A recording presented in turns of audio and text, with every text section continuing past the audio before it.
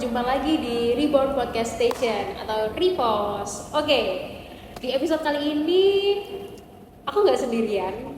Tentunya aku nggak pernah sendirian karena untuk di sini kita akan selalu berbagi tentang inspiratif, edukatif, dan tentunya insightful lah untuk teman-teman yang ada di rumah nih. Nah, jadi aku mau kenalan dengan Cak dan Ning Surabaya. Nah, kalian udah pernah denger gak sih ada Cak dan Ning Surabaya tuh? Jangan salah, mereka tuh adalah salah satu duta wisata di Surabaya. Wah, jangan bilang kayak penguasa Surabaya nih. Enggak lah ya. Oke, mungkin kita langsung aja ya kenalan ya. Yuk, di sini ada Cak Setia dan Ning Tasya. Oke, halo Kak. Halo Kak. sorry, kayaknya kita harus merevisi panggilan ya, karena kalau di Cak dan Ning ini itu panggilannya harus Cak sebagai sosok laki-laki dan Ning sebagai sosok perempuan. Jadi kalau panggil kak, kayaknya kurang melekat dengan sosok Cak dan Ning ini. Oke, mungkin pertama kenalan dulu deh Cak Ning ini. Oke, terima kasih. Aku dulu nih. Ya, Silakan, monggo. Selamat sore Kak. Selamat sore. Halo teman-teman semua. Salam kenal. Kenalin namaku Sakti dari Kecamatan Tandes. Seringkali dipanggil Cak Sakti. Cak Salam Sakti. kenal. Cak Sakti guys. Oke, lalu Halo semua, kenalin nama aku Ning Tasya. Nah, aku sama Cak Sakti sama-sama nih dari Kecamatan Tandes. oke. Cak dan Ning, kita langsung nyebutnya Cak dan Ning ya. Oke, Cak. Kan ini baru turun panggung ya. Betul. Turun panggung udah berapa lama? 1 bulan. 1 bulan. Kurang lebih 1 bulan. 1 bulan ya. Iya. 1 bulan turun panggung, dan mungkin kalau ada yang belum kenal turun panggung ya, mungkin kasih spill dulu deh. Cak Ning itu apa sih, Kak? Oke. Mulai dari Cak. Dari Cak, terima kasih. Gitu. Jadi Cak Ning itu biasa kita kenal sebagai duta pariwisata Kota Surabaya. Jadi di sini emang peran Cak Ning itu sebagai representatif pemuda Kota Surabaya. Oke. Terlepas dari dia seorang duta pariwisata, dia juga menjadi sosok contoh yang inspiratif terhadap pemuda Kota Surabaya. Itu Mbak. Inspiratif ya guys. Oke. Terus kalau dari mewakili dari wisata Surabaya, nah, sebenarnya cakupannya itu apa aja sih nih? Cakupannya itu lebih ke pariwisata di Kota Surabaya sih. Nah, nggak cuma pariwisata di Kota Surabaya, tapi kan di dalam situ juga ada, kita bisa memperkenalkan kuliner khas Surabaya ini ada apa aja. Jadi nggak cuma tempat-tempat wisata aja nih, tapi kita semua tentang Surabaya itu bisa kita bahas dan kita bisa kenalkan ke masyarakat luas Kota Surabaya ini seperti apa sih gitu. Oh gitu. Oke.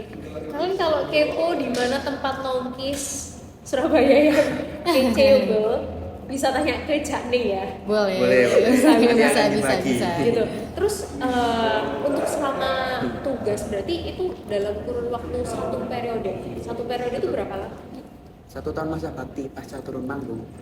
1 tahun masa turun panggung, 1 tahun masa bakti turun panggung, dan selama 3 tahun juga sih kita penugasan itu selama 3 tahun. Cuman untuk 1 tahunnya ini memang dikhususkan untuk kita karena memang baru kan. Nah, tapi setelah itu juga selama 3 tahun tetap ada penugasan, misi ini misi itu tuh tetap ada. Oke.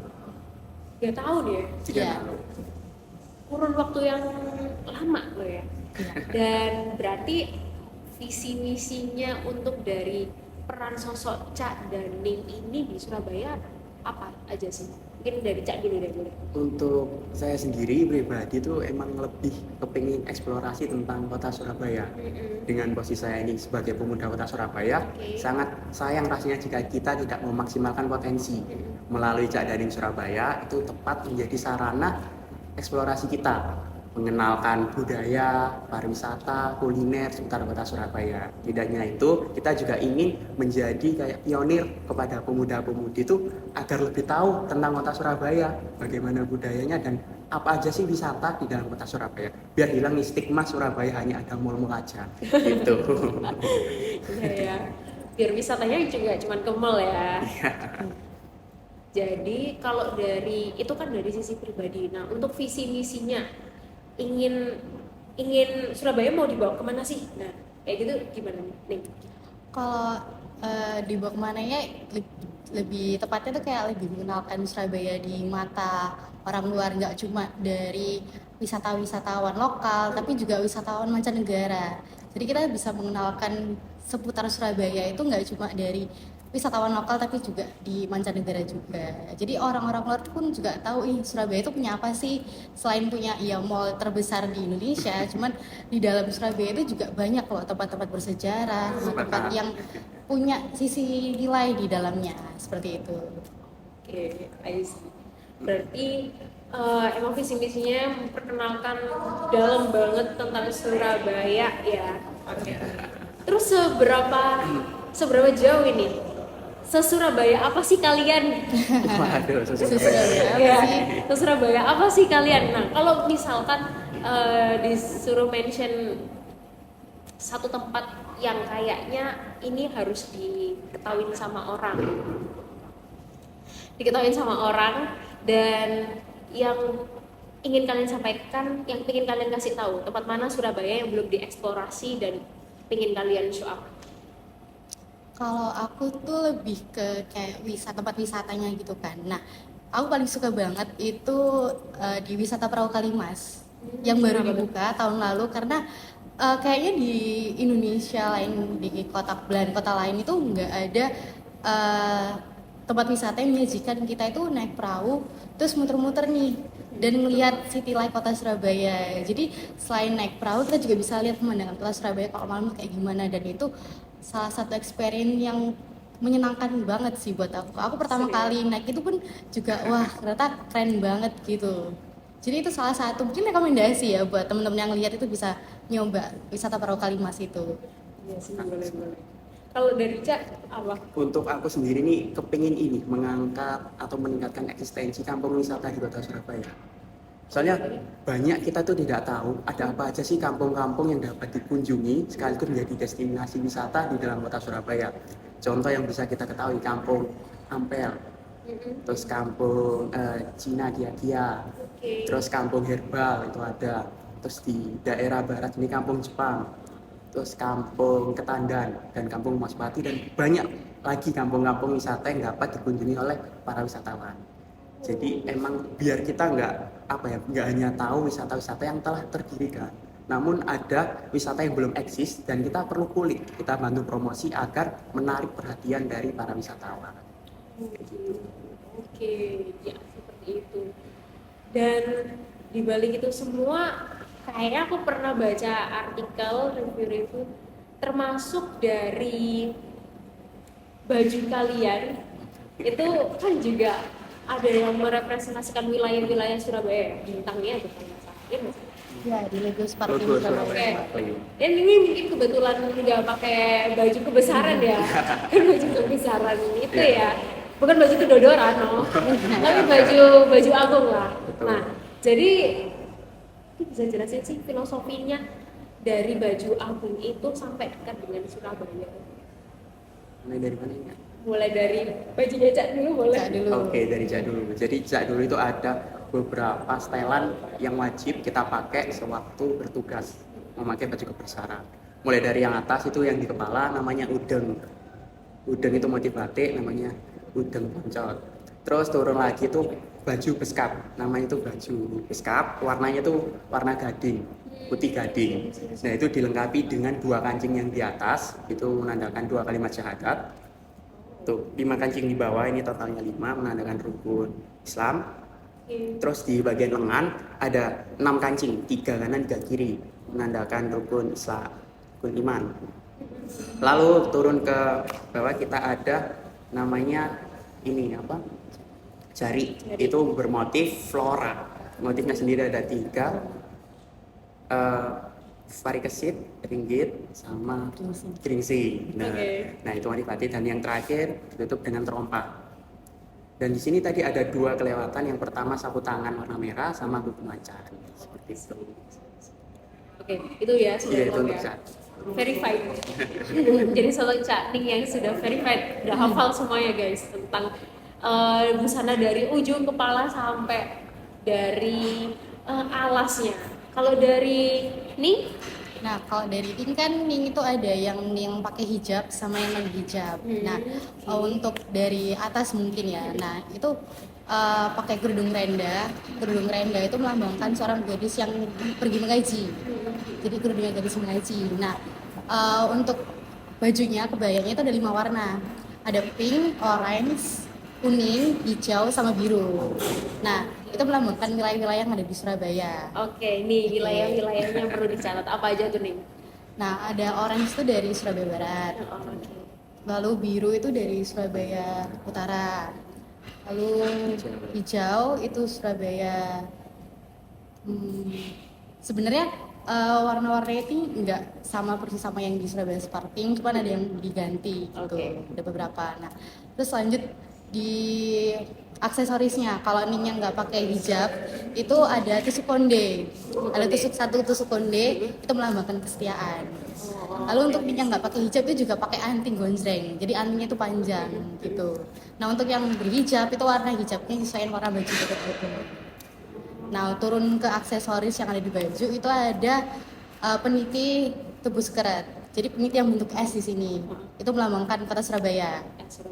Nah, lanjut aksesoris yang di tangan ada gelang keroncong. Itu berjumlah 3. Itu dipakai di gelang kiri. Alasannya 3. Alasannya 3 karena Ganjil. Ganjil itu sudah Sunnah. ya juga. senang. Ini Sunnah di masa salah satu agama. Ya, lalu Betul. untuk jariknya itu jarik motif flora dan ada tumpal di bagian depannya. Lalu lanjut ada bingle. Bingle itu gelang kaki. Itu dipakai di kaki sebelah kanan. Karena gelangnya tadi sebelah kiri, kakinya di sebelah kanan. Jadi sling gitu. Nah, untuk Ning itu juga pakai pacar di kukunya, di kuku tangan sama kuku kaki. Nah, selain di kuku juga di belakang ini itu ada air mata ibu berjumlah 3. Nah, itu filosofinya karena surga itu ada di telapak kaki ibu. Lalu lanjut pakai selop. Selopnya juga filosofis juga. selopnya itu warnanya itu juga warna yang mengikuti bajunya. Terus juga karena adat juga gitu. Dan minimal heelsnya itu ada 7 cm. Oke, yang terakhir deh. Perihal tentang bagaimana sosok pemuda sebagai wajah Surabaya. Kali ini kan para pemuda dan pemudi yang acap kali bakalan tampil di muka gitu kan. Nah, seberapa penting sih sosok pemuda untuk mempromosikan Surabaya atau kota manapun? Oke. Untuk dari aku sendiri itu sangat penting. Soalnya kita harus mengutip filosofi kota Surabaya sendiri, berani melawan bahaya. Dan kata berani itu harus dan wajib dimiliki pemuda-pemudi di kota Surabaya. Jadi kita menjadi peran sangat penting dan sekalian menjadi pelopor bagi pemuda-pemudi agar kita menjadikan contoh perubahan yang dapat berdampak oleh masyarakat sekitar. Jadi dimulai dari diri kita masing-masing, kita berani menunjukkan, kita berani berekspresi, dan itulah yang dapat menjadi simulasi perubahan di dampak lingkungan sekitar kita. Oke. Itu dari Ca. Kalau menurut dari Ning, bagaimana Ning? Kalau dari aku itu emang penting banget ya, karena kan kita pemuda-pemudi Surabaya. Kalau kita nggak melestarikan budaya-budaya Surabaya itu siapa lagi? Nanti budaya-budaya itu mati di kita. Kita nggak bisa neruskan ke anak cucu kita nantinya budaya Surabaya itu seperti apa. Jadi kita di sini juga punya peran yang penting buat melestarikan budaya-budaya kota Surabaya, mengenalkan budaya-budaya Surabaya ini ke orang lain, ke wisatawan mancanegara pun juga. Jadi kalau nggak kita itu siapa lagi? Betul. Gitu. Itu kalimat Dan- kunci. Kalimat kunci ya, kalau nggak kita siapa lagi? Karena biar warisan ini tuh turun temurun sampai ke anak cucu kita pun mengerti gitu loh, apa sih yang ada di Surabaya, apa sih apalagi kan sekarang di era 4.0, anak-anak kecil sekarang tuh juga jarang gitu yang bermain sama temennya di luar, main petak umpet, main engkle, main congklak, itu kan jarang banget ya. Nah, kita sebagai tugasnya kita pun juga harus bisa mengenalkan budaya Surabaya ini ke mereka-mereka ini agar mereka nantinya juga akan meneruskan ke generasi bawahnya. Oh gitu. Betul. Oke, profesinya udah berat gitu. Jadi sebetulnya untuk dari kalian misalkan setelah lepas dari Ca dan selepas dari Ning, apa yang ingin kalian bawa gitu? Berat banget nih. Mungkin ada. Oke, dari aku mungkin ini keteladanan, filosofi dari Cak Danim sendiri dan juga karakter yang dimana kita di sini tuh benar-benar dibentuk sebagaimana pemuda yang berkarakter, pemuda yang berintegritas. Jadi di sini harapannya seluruh pemuda Surabaya, khusus dari teman-teman kita Cak Daning sendiri itu dapat melekat ke dalam jiwanya dan tidak lupa di mana asal kalian dilahirkan di kota Surabaya. Maka dari itu kalian juga harus memajukan kota Surabaya karena yang muda bergerak, mudah bertindak dan mudah berkarya. Kayak gitu. Aplaus dulu. Terus kalau dari Ning? Kalau dari aku sendiri, karena kan panggilan Cak Daning itu sudah melekat ke diri kita sampai kapanpun, sampai kita purna tugas pun tetap masih melekat nama Cak Daning itu. Jadi kita tetap harus bawa Cak Daning itu sampai kapanpun. Ya sama seperti disebutkan sama Cak Sakti tadi, kayak keteladanannya, sikap-sikapnya itu tetap harus kita bawa sampai kapanpun. Karena di sini kita dibentuk juga agar menjadi pribadi yang lebih baik ke depannya. Dan nanti ke depannya pun akan berguna juga buat diri kita sendiri sama buat orang lain. Jadi kayak itu sudah melekat ke diri kita masing-masing dan akan terbawa terus sampai kapan. Terus terbawa sampai kapanpun ya. Iya. Iya. Jadi sosok dari Cak Daning itu sudah melekat mendarah daging gitu ya. Oke. Aduh, kayaknya udah di penghujung waktu. Tapi kurang lengkap rasanya kalau kita kedatangan tamu Cak Daning tapi belum dapet tarikan. Jadi ada nih tarikan untuk spesial di episode Repost kali ini Kak. Sing kita mulai ya, Ning. Ya, coba Cak. Numpak bemo nduk Jayabaya. Mulai mampir ke kantor pos. Halo anak-anak Surabaya, aja lali ndelok Repost. Wes. Keren. Udah selesai. Cepet banget ya bikinnya ya. Oke, itu dia perbincangan kita kali ini bersama Cak Daning. Semoga kalian dapat insight baru tentang apa sih Cak Daning. Jadi mulai sekarang kalian nggak perlu tanya-tanya. Sosok Cak Daning ini yang selalu tampil di ajang Surabaya event atau gak gitu, kalian udah begitu penasaran dengan Surabaya, kalian bisa juga tanya ke Cak Daning. Sampai jumpa di Repost episode berikutnya. Sampai jumpa.